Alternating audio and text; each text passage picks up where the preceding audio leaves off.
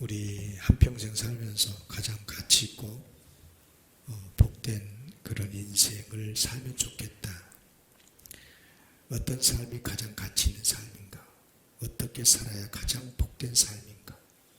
이런 것들을 함께 생각하면서 은혜를 나누려고 합니다.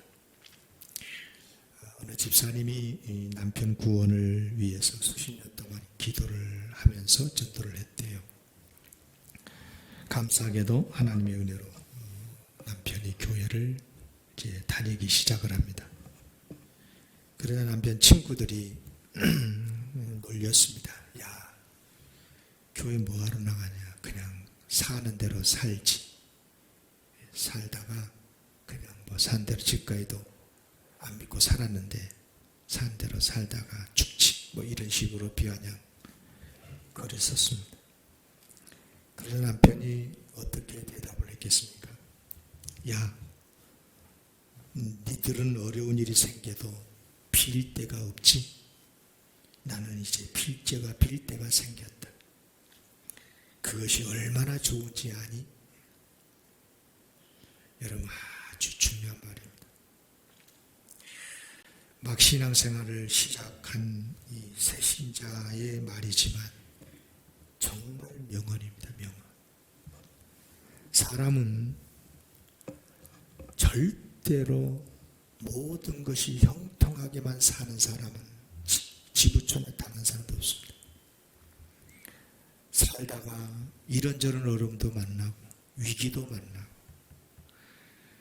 그렇기 때문에 그럴 때마다 누군가의 도움을 받고 누군가에게 부탁도 하고 빌고 그래서 도움을 받으면서 살아가는 게 인생이거든. 여러분, 우리가 하나님을 믿으면 좋은 것이 무엇입니까? 당연히 구원받아서 하나님의 복을 받아 누리며 살다가 천국 가는 거죠. 그런데 구원을 받으면 신분도 바뀌잖아요. 하나님의 자녀가 돼요. 요한복음 1장 12절이죠. 영접하는 자 곧 그 이름을 믿는 자들에게는 하나님의 자녀가 되는 권세를 주셨습니다. 그래서 하나님의 자녀로 세상에서 하나님의 돌보심을 받는 축복을 누리며 살다가 천국에 가서 영생 복락을 누리는 거죠. 할렐루야. 정말 감사한 일이죠. 근데 이거 꼭 아셔야 될 게 있어요. 이보다 먼저 누리는 정말 큰 복이 있어요. 영생 복락을 누리기 이전에 먼저 누리는 큰 복이 있다니까요. 그게 뭐냐? 이 세상에서 하나님과 함께 사는 거예요. 하나님의 자녀가 됐으니까 하나님을 아버지라고 부르며 하나님의 자녀로서 늘 하나님의 돌보심을 받고 하나님과 함께 하면서 살면서 시시때때로 만나기도 하고 하소연도 하고 이런저런 부탁도 하고 도움도 입고 하나님과 사랑을 나누면서 함께 사는 것 얼마나 큰 복인지. 여러분 여행해 보셨죠? 여행은 어디로 가느냐도 중요하지만 누구랑 함께 가느냐가 가장 중요하다고 그러죠. 한평생 누구랑 함께 사느냐 굉장히 중요한 거 아닙니까? 그런데 여러분 한평생 하나님과 함께 사랑을 주고받으면서 산다라고 하는 것, 하나님 아버지와 함께 하나님의 자녀로서 산다는 것, 여러분 이게 보통 큰 복이 아닙니까? 얼마나 큰 복입니까? 저는요 군대 바로 가기 직전에 청년 시절에 고아원에서 1년 동안 생활해 본 적이 있어요. 고아원에서 전도사 사역을 했는데 여러분 고아의 진짜 고통과 눈물이 뭔 줄 아세요? 말 그대로 부모가 없다는 거예요. 먹을 것도 뭘 빈약하기도 하지만 그러나 무엇보다도 나에게 부모가 없다. 나는 나를 낳아주신 부모를 모른다. 부모님과 함께 살지 못하고 있다. 이것은 그 당사자가 아니면 누구도 모르는 정말로 고통이 크다는 것을 저는 그들과 함께 살아보면서 깊이 깨달았어요. 최근에는 입양 문화가 많이 변했고 좋아졌지요. 정말 감사할 일입니다. 그러면 여러분, 고아가 입양이 되면 가장 좋은 게 뭘까? 고아원에서 더 좋은, 고아원보다 더 좋은 집에서 호의호식을 하는 것인가? 물론 그런 것도 좋은 일이겠지만 훨씬 좋은 게 뭐예요? 나에게도 이제 부모가 계시다. 나를 돌봐 주시는 부모가 있다. 여러분, 그리고 가정에서 가족과 함께 사랑을 나누면서 함께 사는 것 아니겠어요? 우리는요, 이미 기독교 신앙인으로서 어려운 일이 있을 때마다 하나님께 기도하고 아버지 하면서 하나님과 대화하고 하나님의 응답을 받고 하나님의 돌보심을 받으면서 살고 있어요. 늘상 그러니까 당연한 것처럼 여겨지고 이것이 별것이 아닌 것처럼 생각이 되어집니까? 잘 생각해 보십시오. 만약 우리가 하나님을 몰랐다고 합시다. 그래서 어려운 일이 생겨도 도와달라고 할 데가 없다면 얼마나 불안하고 얼마나 그 인생이 삭막하겠습니까? 정말이지 하나님 아버지께 기도할 수 있다는 것, 그리고 기도 응답을 받고 산다는 것, 그분을 사랑하고 그분의 사랑을 받으면서 산다는 것, 죽어서 천국 가는 것도 귀한 복이지만 그 이전에 이 세상에서 살면서 가장 큰 복이 아닌가. 우리는 그런 복을 받고 살아가고 있는 줄로 믿습니다. 꼭 기억하세요. 보통 우리는요, 무엇을 받는 것만이 복이라는 생각을 하는 경향이 있는 것 같아요. 그래서 이미 하나님의 자녀가 되었는데도 자꾸만 하나님께 무엇을 받아야 복이다, 그래야 복받은 사람이라고 생각을 해요. 그러나 진짜 복이 뭔 줄 아세요? 하나님께 계속 무언가를 받는 것입니까? 아니요. 첫째, 하나님이 내 아버지가 되신 거예요. 아멘. 하나님 아버지를 사랑한다. 하나님 아버지의 사랑을 받고 산다. 네? 여러분, 부모가요, 살아 계시면 어릴 때야 뭐 한 가정에 살지만 설령 떨어져 살고 멀리 결혼해가지고 출가까지 하고 직장의 일 때문에 다른 나라가에서 살다고 해도요, 하나님, 내 부모가 계시고 내 형제가 있으면 든든하고, 가난해서 설령 도움을 못 받아도 그래도 부모님의 그 따뜻하신 사랑, 그 간절한 소원, 그 간절한 소망대로 내가 그 힘을 공급받아서 살아가는 거예요. 하물며 우리 하나님이 어떤 분이셔요? 그분이 얼마나 우리를 사랑하십니까? 우리를 못 도울 것이 뭐가 있습니까? 우리 그 귀하신 하나님 아버지를 우리가 사랑할 수 있고 그런 사랑의 은혜를 입고 산다는 것, 그분이 내 아버지라니까요. 나는 그분의 아들이고 딸이라니까요. 너무너무 좋으니까 찬양도 하고 경배도 하고 예배도 드리고 또 속상하고 어려우면 기도도 하고 때로는 통곡도 하고, 얼마나 큰 복이냐 그 말이에요.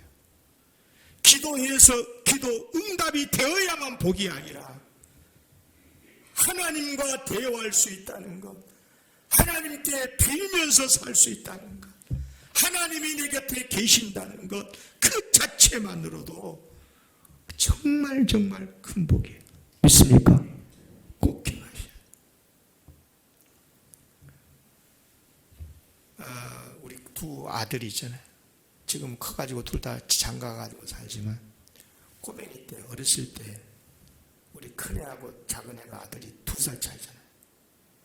그런데 이제 저는 학교 다니고 집사람이 항상 집에만 있을 수 없으니까 어디 나갔다가 잠시 늦게 들어오고 그러면 이제 두 아들이 자잖아요. 집에서 놀다가 저녁이 되면. 그러다가 그냥 부모도 엄마 아빠 찾고 막 동네 다 돌아다니다가 우리 혼나게 돼서 동네 어르신들한테 꼬맹이들 두만 놔두고 어딜 갔냐고 부모들. 자, 그러긴 했는데 근데 이제 큰 아들이 그러더라는 거예요. 엊그저께도 만났어야 하겠는데 꼬맹이 이 동생이 2살 어린 동생이 같이 있으면 잠은 자버리면 무섭대. 그런데 안 자고 같이 누우면 안 무섭대. 동생인데도 꼬맹인데도. 그래서 잠 자지 말라고 돈 100원도 줬대. 엊그저께 나 처음 들었네. 그런데도 이 자식이 돈 100원 받아먹고 자버리래. 그래서 무서웠다. 사람은 그런 겁니다. 하물며 나와 늘 함께 계시는 우리 하나님 아버지. 아멘. 강하고 담대하시기를 바랍니다. 네. 또 하나 가장 하나님의 잔소리 이루는 복이 뭐냐? 하나님께 드리는 거예요.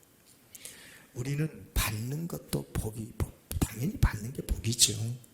그러나 하나님께 드릴 수 있다는 것이 얼마나 큰 복인 줄 아십니까? 어떤 사람이 평생 모은 돈으로 금을 사가지고 아무도 모르는 곳에 묻어두고는 가끔씩 그곳에 딱 가가지고 내 금 하면서 만족해야 하고 그렇게 좋아했대요. 그런 날 가보니까 금이 없어요. 그래서 파서 판 흔적에서 가봤더니 없어요. 누군가 도둑질 같겠죠.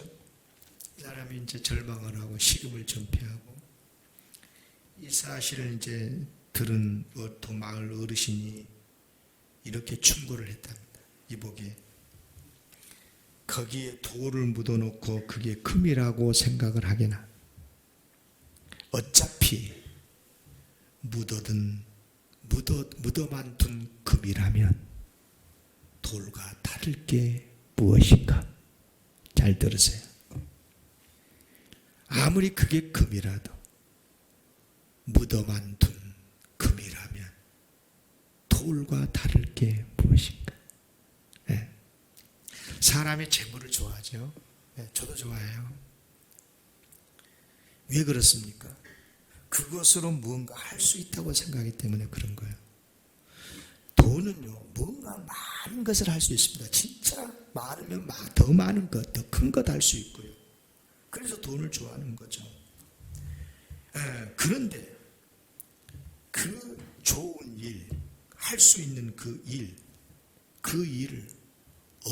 그 일이 언제 시작됩니까? 대답 잘 하셔야 돼. 내가 하고 싶은 그 일, 돈이 있으면 그 일을 할 수 있다고 그랬잖아요. 그런데 하고 싶은 그 일이 언제 시작되냐고요. 그 돈을 사용할 때부터 시작되는 거예요. 잘 들으셔야 됩니다. 묻어둘 때 시작된 게 아니에요. 그 일을 쓸 때부터 재물을 사용해야 큰 일도 할 수 있고 그래야 보람이 있고 기쁨이 있는 거죠. 아멘입니까? 예. 아무리 큰 재물이라도 그것이 진짜 내 인생의 보람이 되고 기쁨이 되려면 그것이 묻어만 두면 안 되고 그것이 쓰여지기 시작을 해야 된다는 거예요. 그래야 집도 지을 거고 쓰여져야 밭도 사고 쓰여져야 치료도 되고 쓰여져야 뭐 교육도 받고 자녀들도 건강하게 자라고 멋진 옷도 사입고 그러지 않겠습니까? 쓰여져야 되는 거예요. 그런데 어떻게 쓰여져야 진짜 보람있고 기쁜 삶이 되느냐? 바르게 사용돼야 되겠죠. 당연히. 어떻게 사용돼야 될까요? 물론 나를 위해서 사용할 수도 있지만 진짜 큰 보람, 큰 기쁨은요 남을 위해서 사용할 때 그래요. 이거 깨닫기까지는 진짜 저도 많이 오래 걸렸어요. 여러분, 사람이 왜 그런 줄 아십니까? 사람은요, 본래 하나님의 형상이 남아있기 때문에, 그 사람이 비록 타락한 사람이라도, 안 믿는 사람이라도 하나님의 형상이 남아있기 때문에, 하나님의 형상으로 지음을 받은 인간이기 때문에 하나님의 속성이 우리 안에 있거든요. 하나님의 심성이 우리에게 있어요. 하나님의 심성이 뭐예요? 하나님이 이처럼 세상을 사랑하사 그러잖아요. 그러니까 하나님의 속성은 사랑해야 되는 거예요. 네? 도와주고 싶으신 거예요. 구원해주고 싶으신 것이 우리 하나님의 마음이에요. 그러니까 우리 인간은 비록 타락을 했지만 그런 마음이 있어. 그러니까 그렇게 해야 행복하게 돼 있어요, 사람은. 그게 인간이라니까요. 동물과 인간이 다른 이유가 그것이라는 것입니다. 사도행전 20장 35절, 또 주 예수께서 친히 말씀하신 바 주는 것이 받는 것보다 복이 있다 하심을 기억하여야 할지니라. 아멘. 1절에도 몇 번 말씀을 드린 것 같지만 세계 역사상 최고의 부자로 꼽히는 록펠러의 일화, 유명한 일화가 있죠. 이분은 수단 방법 가리지 않고 사업을 해서 어마어마한 재물을 모아요. 그런데 안타깝게도 50대에 희귀병에 걸려서 1년밖에 못 산다는 진단을 받습니다. 그런데 그때 병원 입원비가 없어서 어려움에 처한 소녀를 알게 되었고 몰래 입원비를 대납해 줍니다. 갚아줍니다. 그리고 건강을 회복해 가는 그 소녀의 모습을 보면서 지금까지 살면서 한 번도 느껴보지 못했던 말할 수 없는 보람과 기쁨을 깨닫게 되는 거예요. 그러면서 그는 그때부터 대대적인 자선 사업을 합니다. 그런데요, 놀라운 것은 그러는 동안에 그의 병은 치유가 되었고 무려 98세까지 장수를 했더라는 이야기입니다. 여러분, 사람이 왜 죄를 짓습니까? 성경 말씀이 있잖아요. 욕심이 잉태한 즉 죄를 낳고 죄가 장성한 즉 사망을 낳느니라. 욕심, 이기적인 욕심, 이거 사로잡히면요 자기 자신만 위해서 쓰려고 하는 거잖아요. 그러나 그것은 하나님의 형상의 모습과 맞지 않기 때문에, 내 안에 하나님의 형상이 있는데 이것과 충돌을 하기 때문에 아무리 그렇게 써도요, 늘 허무하고 괴롭고, 아무리 몸을 치장하고 아무리 많은 것을 가져도요 인생은 허무하다는 것밖에 깨닫게 되지 않아요. 전도서 2장 11절이죠. 그 후에 내가 생각해 본즉 내 손으로 한 모든 일과 내가 수고한 모든 것이 다 헛되어 바람을 잡는 것이며 해 아래서 무익한 것이라. 그래요. 그러면 내 재물을 어디에 써야 행복한가? 내 인생을 어디에 무엇에 바칠 때 정말 가치 있는 인생이 되는가? 한마디로 하나님의 선하신 뜻을 이룬 데 써야 합니다. 하나님의 형상인 인간이기 때문에, 하나님의 형상에 가장 잘 맞는 삶이기 때문에, 그래서 하나님을 위해서, 하나님의 마음으로 이웃을 위해서 내 삶을 나누고 바칠 때 가장 가치 있고 보람된 인생이 되는 줄로 믿습니다. 꼭 기억하십시오. 우리는요 하나님의 형상 정도가 아니라 하나님의 자녀, 구원받은 하나님의 자녀예요. 하나님의 자녀로서 새로운 피조물이에요. DNA가 바뀌었어요. 생각해 보세요. 하나님을 모르는 타락한 인간도 어느 정도 하나님의 형상의 흔적이 있어서 하나님을 사랑하고 이웃을 사랑하면 행복하다고 하는데, 새로운 피조물 하나님의 자녀들이 얼마나 더 행복하겠습니까? 진심으로 하나님의 자녀로서 늘 하나님과 살면서 하나님께 드리는 삶을 삶으로 정말 가치 있고 행복한 우리가 되기를 기원합니다. 오늘 본문 사도행전 20장 24절 한번 보실게요. 내가 달려갈 길과 주 예수께 받은 사명 곧 하나님의 은혜의 복음을 증언한 일을 마치라면은 나의 생명조차 조금도 귀한 것으로 여기지 아니하노라. 우리는 이 말씀을 읽을 때마다 야, 정말 사도 바울은 진짜 사도님이셨구나, 그런 생각을 하죠. 그런데 솔직하게 여러분 물어볼게요. 이거 한 번의 결심으로 이렇게 되었을까요? 그래, 이제부터는 하나님께 내 인생을 바치겠다고 결심하면 그렇게 사라집니까? 아니, 그런 결심을 할 수나 있겠습니까? 정말 어려운 일이거든요. 최소한 이렇게 되려면 평소에 그 사람의 심령 속에서부터 그렇게 살고 싶어하는 마음이 막 샘솟듯이 솟아 올라와야만 되는 거예요. 그러면 어떻게 해야 샘솟듯 그런 마음이 생길까? 간단해요. 간단하다니까 좀 이상한데 이렇게 하면 돼요. 따라하겠습니다. 좋아해야 한다. 그것이 좋으면 돼요. 주는 것이 좋고, 그 사람이 좋고, 그 일이 좋고, 하나님의 뜻대로 사는 것이 좋고, 하나님이 너무 좋고, 예수님이 너무 좋고, 교회가 너무 좋고, 좋으면 하지 말라고도 해요. 하지 말라고 해도. 다른 사람이 뭐라고도 상관없이 좋아하면 할 수밖에 없는 거예요. 그렇지 않겠습니까? 다른 것을 다 포기할 수 있을 정도로 좋아하면, 그래야 그런 삶에 내 인생을 바칠 수가 있어요. 안 좋아한 것 하면요, 못 살아. 여러분, 안 좋아한 사람하고 여행해 봤어요? 숨 쉬는 것도 힘들어. 여러분요, 좋아하는 사람하고 있어 봤어요? 네?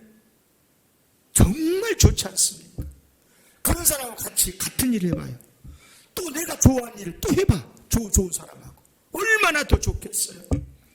여러분, 사도 바울이 나의 생명조차 조금도 귀한 것으로 여기지 않는다. 주님을 위해서 사는 것, 주님의 복음을 전하는 것, 왜 그렇게 말할 수 있었겠어요? 그게 그렇게 좋은 거야. 좋으니까 그렇게 되는 것 아니겠어요? 안 좋으면 그렇게 못합니다. 목사 아니라 뭐라도 못하는 거예요. 아무리 명령을 받았어도 못하는 거예요. 도망가는 거예요, 여러분. 그리고 그런 마음을 품어야 되는 거예요. 여러분, 바울의 표면적인 행동만 보면 안 돼요. 정말 멋지다, 나도 그런 행동할 거야. 그렇게 하지 말고요. 그래갖고는 안 되고요. 정말 바울이 가졌던 그 마음을 품어야 돼요. 하나님을 사랑하는 마음, 하나님의 뜻을 이루고 싶은 마음. 그러려면 어떻게 해야 돼? 하나님의 은혜를 깨달아야 되겠죠. 하나님의 사랑이 얼마나 큰가를 알아야 되겠죠. 그분을 사랑해야 되겠죠. 그분의 심장으로 세상을 사랑할 수 있어야 되겠죠. 그럴 때 하나님을 위해서 인생을 바칠 수도 있고, 가장 가치 있고 복된 성도가 되게 될 줄로 믿습니다. 그런데 사실 꼭 할 것이 있습니다. 어찌 보면 설교에서 가장 킵니다. 꼭 할 것이 뭐냐? 바로 이런 삶이 나에게 얼마나 가치 있고 복된 것인가를 내가 스스로 인정하는 거예요. 설령 내가 그렇게 못 살고 있더라도 이렇게 사는 것이 가장 가치 있는 인생이지. 그렇게 알고 100% 아멘하고 있으면, 그렇게 못 살면 못 산 대로 안타깝고, 그러면 그렇게 살려고 조금이라도 발전하지 않겠습니까? 그런데 아예 그런 생각조차 안 한다, 이 말.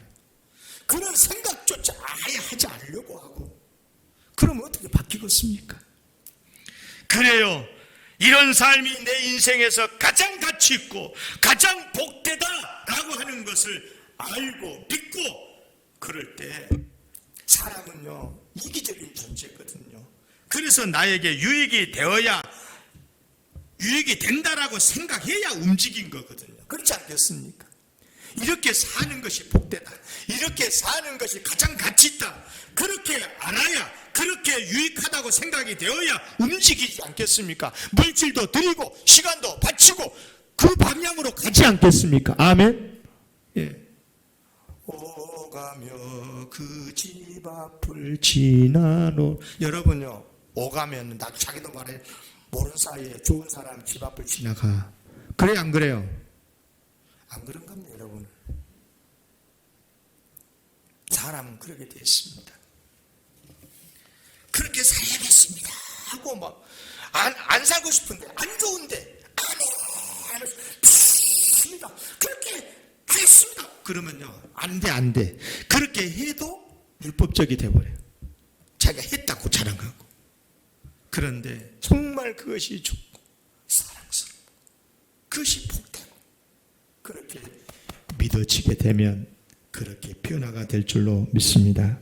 다시 말씀을 드립니다. 여러분, 정말이지 하나님 위해 사는 삶이 진짜 가치 있고 행복한 삶인 줄로 믿습니다.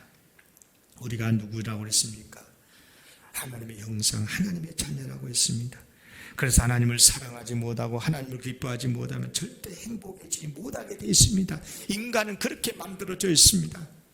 하나님의 뜻을 이루지 않으면 기독교인에게는 가장 큰 고통인 것입니다.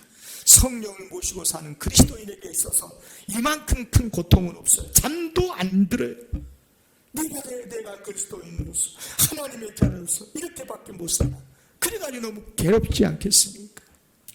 그래요. 하나님의 뜻을 이루어드리지 않으면 우리 인생은 갇힌 인생이 되지도 못할 뿐만 아니라 절대 행복하게 못 살게 돼 있습니다. 그렇게 돼 있습니다. 우리 인간. 꼭 기억하시기를 바랍니다. 그래서 여러분에게 이제 좀 더 구체적으로 짧게 정리해서 정말 하나님의 뜻을 드리면서 산다는 게 뭔가를 말씀드리려고 합니다. 두 가지입니다. 하나는 말 그대로 하나님의 뜻대로 사십시오. 아멘. 하나님의 뜻대로 사십시오. 지난주에 말씀드렸어요. 다니엘의 세 친구. 하나님의 뜻이 뭔 줄 아십니까? 하나님은 선하시다고 믿고 하나님은 절대 나를 사랑하신다고 믿고 절대 믿음으로 이 어려움 속에서도 구원해 주실 줄 믿고, 아니 안 구원해 주시더라도 풀무물에 들어가서 한 줌의 죄가 돼버릴지라도 나는 절대 우상에게 절하지 않겠다. 나는 오직 하나님만 섬기겠다 라고 믿음으로 사는 것. 아멘. 아멘. 두 번째, 하나님이 맡겨주신 소명을 이루는 것. 하나님이 맡겨주신 그 사명을 감당하는 거예요. 사도 바울이 그랬어. 사도 바울이. 오늘 본문 내용이 그런 거죠. 사도 바울이 하나님께 맡겨주신 소명을 안수하기 위해서 어떻게 했습니까? 두 가지를 했어요. 포기하지 않았어요. 어떤 어려움이 닥친다고 해도 그것을 성령의 계시를 받은 예언자가 말을 해도 환난이 기다린다라고 성령께서 깨닫게 해주시고 예언까지 해주셨는데도 내가 죽을지라도 나는 이 사명을 이루기 위해서 예루살렘에 가겠습니다 하고 올라가는 것이 사도행전 21장 13절 다 같이 한번 보겠습니다. 바울이 대답하여 이르되 여러분이 어찌하여 우러 내 마음을 상하게 하느냐. 나는 주 예수의 이름을 위하여 결박당할 뿐 아니라 예루살렘에서 죽을 것도 각오하였노라.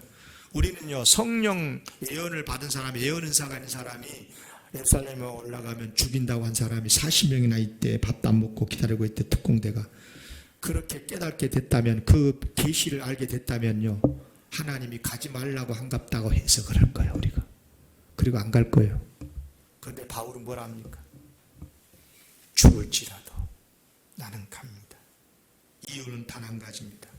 그들을 구원하기 위해서, 그들에게 복음 전하기 위해서. 그것이 하나님의 뜻이고 하나님을 사랑하는 길이고 예루살렘을 구원하는 길이고 하나님을 사랑하는 하나님의 뜻을 이루는 길이기 때문에 그것이 가장 가치 있고 복된 삶이기 때문에 바울은 포기하지 않았어요. 좀 엉뚱한 질문 하나 할게요. 구약 성경에서 가장 위대한 인물이 모세라 엘리야 그러거든요. 예수님께서 산상변에서 하면서 만났잖아요. 그런데 모세와 엘리야를 사도 바울과 비교하면 누가 더 위대할까? 좀 죄송한 표현이지만 단순 비교할 수는 없지만 굳이 비교를 해본다면 저는 바울이라고 생각합니다. 왜 그러냐면 다른 이유 때문이 아니라 뭐 사역을 많이 했다 적게 했다 때문이 아니라 뭐 때문이냐면 모세와 엘리야는요 사명 감당이 힘들잖아요. 그럴 때 차라리 날 죽여주시오라고 하나님 앞에 죽음을 요청했던 사람들이었어요. 예? 잘 아시잖아요. 이른바 사명을 내려놓고 싶었던 거거든. 근데 바울은 그러지 않았어요. 성령께서 깨닫게 해주시는데도 저는 죽기를 각오하고 가겠습니다. 바울이 그런 사람이었어요. 사명을 포기하지 않았어요. 오해하지 마세요. 사도 바울이 뭐 고생이 적어서 그런 거 아니에요. 고린도후서 11장 23절 이하에 보면 내가 수고를 넘치도록 하고 옥에 갇히기도 더 많이 하고 매도 수없이 맞고 여러분 죽을 뻔하였다. 유대인들에게 40에서 하나 감한 매를 5 이뿐 아니라요. 바울이 친히 신학으로 양육했던 교인들이 거짓 교사를 따라갑니다. 바울을 비난하면서 뭐 바울이 사도다냐, 뭐 바울이 목사다냐 배척했습니다. 이것 때문에 얼마나 고통해야 하는지 모릅니다. 정말 바울은 정신적으로 육체적으로 모세 엘리야 그 이상으로 큰 고통을 당했습니다. 그러나 단 한 번도 포기하지 않았어요. 이유는 바울이 잘나서? 아니요. 하나님의 은혜를 깨달았기 때문에. 한때 자기도 예수님을 대적했던 사람으로서 하나님의 사랑의 빚진 자로서 그리고 예수 그리스도의 십자가의 은혜를 알았기에 부활의 능력을 알았기에 성령님을 체험했기에 그래서 큰 소망을 가지고 어떤 경우도 포기하지 않았다. 포기하지 않기를 바랍니다. 한 가지만 더. 바울이 목숨 바쳐 사명 감당할 수 있었던 것은요. 구체적인 사명을 감당했기 때문에.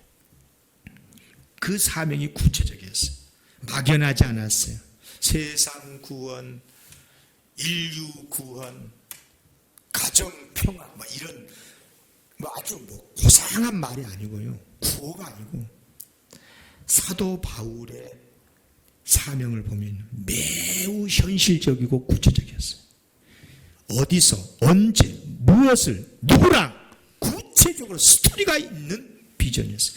여러분 굉장히 중요한 말씀을 하고 있는 겁니다. 여러분 본문에서의 당장 바울은요 예루살렘에 가서 복음을 전하는 게 자기에게 사명이었습니다. 그런데 예루살렘에 가면 체포된다잖아요. 죽을 수도 있다잖아요. 그래서 성도들이 예루살렘에 가지 말라고 한 거거든요. 그런데 여러분 한번 생각해 봐요. 객관적으로 바울이 예루살렘에 가지 않고 다른 곳에 가서 복음을 전하면 안 됩니까? 꼭 예루살렘에 가서 잡혀야만 됩니까? 사도 바울의 대답은 명료했습니다. 조금도 주저하지 않았습니다. 잡혀리지라도 죽을지라도 가야만 합니다. 그것이 지금 바로 하나님께서 나에게 맡겨주신 사명이기 때문입니다. 오늘 본문 잘 아시잖아요. 오직 성령이 각성해서 내게 증언하여 결박과 환난이 나를 기다린다 하시나 내가 달려갈 길 주 예수께 받은 사명 곧 하나님의 은혜 복음을 증언한 일을 마치라면 나의 생명조차 조금도 귀한 것으로 여기지 않는. 잘 들으셔야 됩니다. 요나 하나님이 느니에로 가라고 하셨지요. 근데 요나가 니네로 아니라 다시스로 간다면 거기서 아무리 전도하고 거기서 아무리 정의를 세워도 요나는 악한 종일 뿐입니다. 우리도 마찬가지입니다. 우리가 하나님이 주신 사명을 버리고 이 사명이 힘들다고 다른 곳에 간다면 아무리 그곳에서 교회를 섬기고 그곳에서 구제하고 선을 행해도 그 사람은 이미 악한 종일 뿐인 거예요. 기억하십시오. 우리의 소명은 구체적입니다. 현장이 있어야 되는 거고 스토리가 있어야 되는 겁니다. 하나님이 맡겨주신 구체적인 사명이 있다면 아무리 힘들더라도 감당을 해야 됩니다. 하나님의 계시가 있을 때까지 하나님의 인도하심이 있을 때까지. 사랑하는 성도 여러분, 지금 우리는 어떤 인생을 살고 있습니까? 가장 이루고 싶은 게 뭡니까? 왜 돈을 벌려고 그렇게 고생하십니까? 돈이 많으면 무엇이 좋습니까? 좋은 곳 구경하고 만나는 것 먹고 즐기는 것입니까? 그렇다면 불신자와 다른 게 뭡니까? 우리의 삶의 목적은 달라야 됩니다. 하나님의 뜻을 이루는 것이 진짜 내 삶의 목적이 되어야 됩니다. 이를 위해서는 하나님의 은혜를 깨닫고 하나님을 사랑하고 하나님을 위해서 내 인생을 바치는 것, 이것이 가장 가치 있다는 것을 스스로 인정하고, 그럴 때 하나님의 뜻대로 바르게 살게 되고 하나님이 맡겨주시는 사명 감당하게 되고, 그럴 때 가장 가치 있고 행복한 인생이 되는 줄로 믿습니다. 다시 말씀을 드립니다. 사명은 구체적이어야 합니다. 어디서 언제 무엇을 할 것인지 스토리가 있어야 됩니다. 바울은 지금 예루살렘에 가서 복음을 전하는 것이 구체적인 사명이었습니다. 우리에게도 사명이 있습니다. 딱 3가지만 말씀을 드리고 마칠게요. 첫째, 가정이라는 사명이 있습니다. 따라하겠습니다. 크게 따라하세요. 가정. 여러분에게 가정이 뭡니까? 가정. 목숨을 바칠 각오로 살고 있습니까? 가정을 위해서. 요즘 사람들이 너무 바뀌었어요. 세상이 타락했다는 게 다른 게 아닙니다. 요즘 사람들이 뭐라 합니까? 나라고 하는 인생을 위해서라면 가정도 포기할 수 있다. 그것이 행복한 인생을 사는 거래요. 저는요 0.001%도 동의 안 해요. 절대적으로 틀린 거예요. 상대적으로 틀린 것도 아니고. 가정 사명을 소홀히 하면 그에게는 절대 행복한 가정 없습니다. 때로는 내 목숨을 바칠 정도로 가정을 귀하게 여겨야 돼. 그래야 그에게 정말 목숨보다 귀하고 가장 귀한 보금자리 가정을 얻게 되고 자녀를 얻게 되고 인생의 복된 삶을 살게 될 줄로 믿습니다. 2번째, 직장입니다. 돈 벌기 위해서 다닌 건 맞습니다. 그러나 그것만이 직장 생활이 되면 안 됩니다. 최소한 그 직장에서 내가 하는 일에 대해서 그 자긍감을 가지고 그 일을 귀하게 여기고 그 일을 위해서 내 젊음도 바친다는 열정이 있어야, 그래야 최소한 그 직장 생활 하는 동안에 가치가 있고 복되지 않겠습니까? 그리고 3번째, 교회입니다. 전에는요 교회의 사명을 가정이나 직장의 사명 이상으로 귀하게 여긴 성도들이 참 많았어요. 오히려 교회에서 이렇게 가르쳤지요. 교회를 위해서 가정이나 직장을 무시하면 안 된다고 가르쳐야 될 정도로 제발 가정에 충실하라고 직장에 충실하라고 가르쳤었어요. 그런데 지금은 변해도 너무 많이 변했습니다. 너무 세게 가르쳐서 그랬는지 성도라 그러면서도 가정, 직장에 대해서는 그렇게 충성하면서도 언젠가부터 교회의 사명은 가볍게 여기려는 경향이 너무 짙어지고 있습니다. 나에게 영광교회는 무엇입니까? 엊그저께 설교 제목입니다. 여러분, 영광교회 세월이 가니까 자연스럽게 세워진 것입니까? 아니요. 주님의 피값으로 세워졌고요. 그리고 50년 넘도록 피땀 흘려 목숨 바쳐 헌신한 분들이 있었기 때문에 지금까지 영광교회가 존재하는 거예요. 기억하십시오. 영광교회는 우리의 사명입니다. 아멘입니까? 그게 따라하겠습니다. 영광교회는 나의 사명이다. 그렇게 알고 신앙생활해야 진짜 가치 있고 행복한 신앙인의 삶을 살게 될 줄로 믿습니다. 부디 우리 사랑하는 성도 여러분, 복되고 가치 있는 삶을 한 번밖에 없는 인생이잖아요. 그렇게 살아가시기를 주의 이름으로 기원합니다.